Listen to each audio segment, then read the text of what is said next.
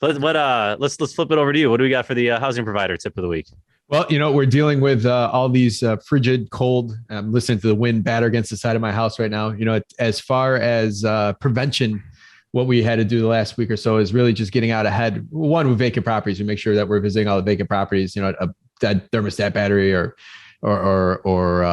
maybe a power tripping or something like that can cause sump pump to back up or the heat to go off. Like, just be proactive when we get these frigid, you get about 2 or 3 of these weeks every year. And that's where all the problems come from. That's where all of the properties you buy in the summer that have mold everywhere at a discount price come from. But be proactive, even with occupied properties. We have occupied properties. And think about this. The housing stock we have here in Chicago in the city, 120, 140 years old, some of it. And that insulation, if you ever gone down to do the brick, there's not much there.